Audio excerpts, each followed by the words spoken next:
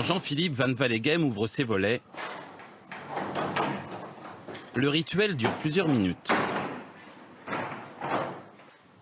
La lumière pénètre le bâtiment, mais c'est surtout un signe de vie que Jean-Philippe veut donner à l'extérieur. Drapeau à l'appui. Alors celui-là est d'origine. Je l'ai récupéré, puis le revoilà à nouveau flotté sur le BV, quoi, sur le bâtiment. Jean-Philippe vient de réaliser un rêve. Il est le nouveau propriétaire de la gare de Pontivy, en Bretagne. Les copains, il y a un train qui va bientôt arriver, attention au coup de klaxon. À Pontivy, c'est Jean-Philippe Van Wallegem qui est en train de sauver la gare. Il n'y a plus que 6 trains de marchandises par semaine qui passent dans cette ville de Bretagne. Pour 70 000 €, Jean-Philippe, commercial à la retraite, a acheté le bâtiment qui allait être détruit. Pour lui redonner vie, il ouvre bénévolement ses portes aux voyageurs de la gare routière. Vous partez quand? Aujourd'hui, oui. Maintenant. Pour la Bressure aujourd'hui? Oui. C'est peut-être pas évident, vous y arriverez ce soir. Donc vous prenez le car à Pontivy, je dirais midi. D'accord, arrivé 23h15. Vous travaillez pour la SNCF, en fait, je comprends plus rien, en fait.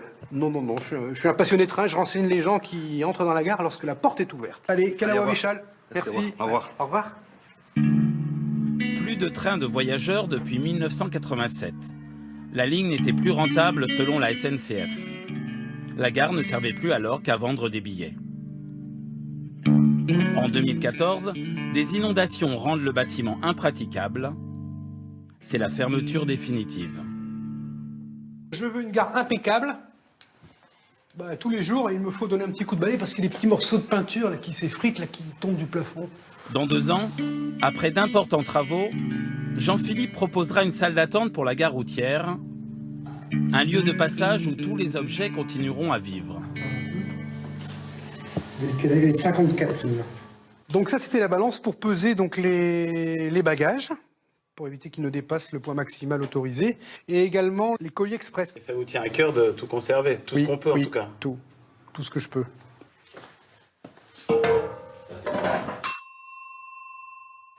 Ouais, Pontivy, donc la voie est libre. J'ai conservé, par exemple, ce signal, qui était donc en gare encore, donc j'ai remis en service, vous voyez.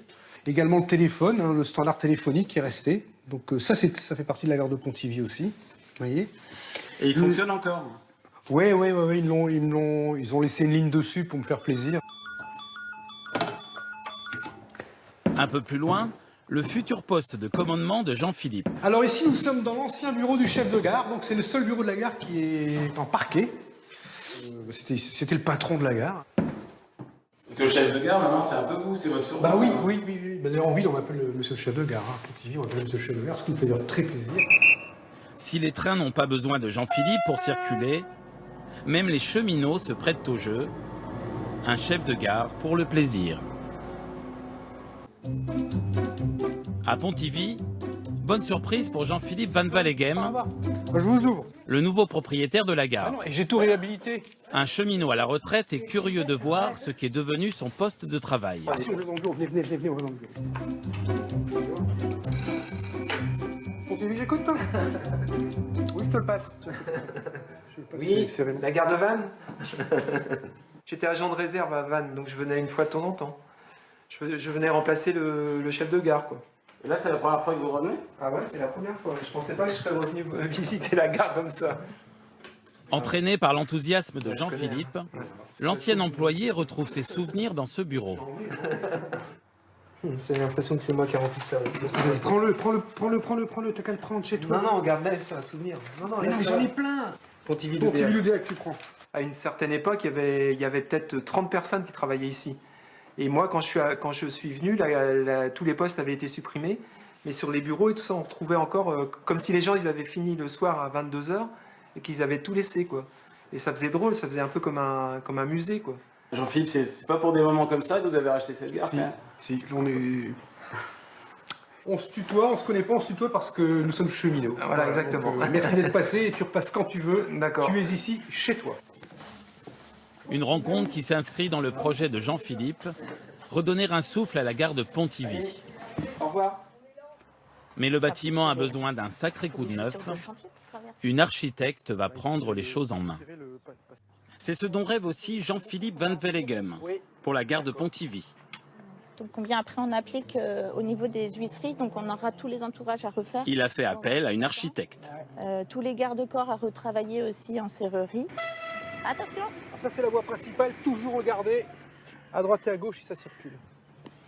Sandrine Nicolas va superviser la rénovation de cette gare qui date de 1864. La façade en briques et pierre de tuffeau sera reconstruite à l'identique.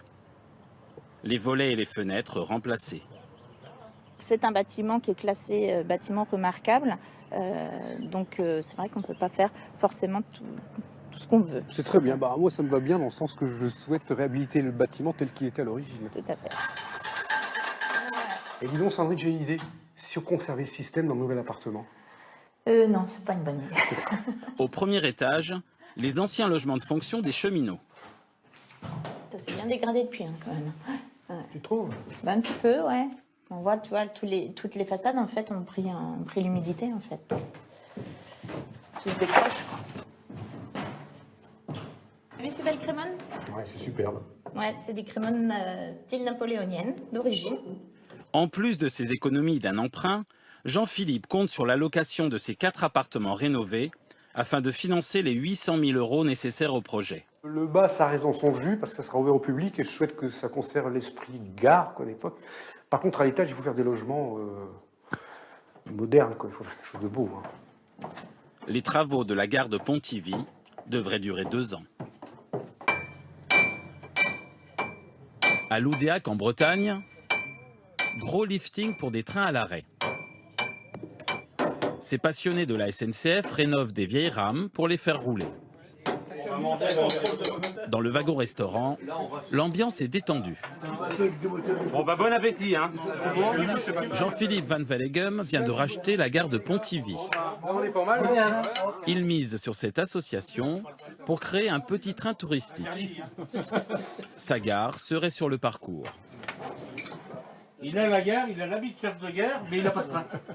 Donc je compte sur vous les copains pour qu'il y ait de nouveau des trains de voyageurs. Je compte sur vous les amis. C'était un rêve, c'était inespéré je l'avoue. Et là maintenant, j'y crois, franchement j'y crois. J'y crois.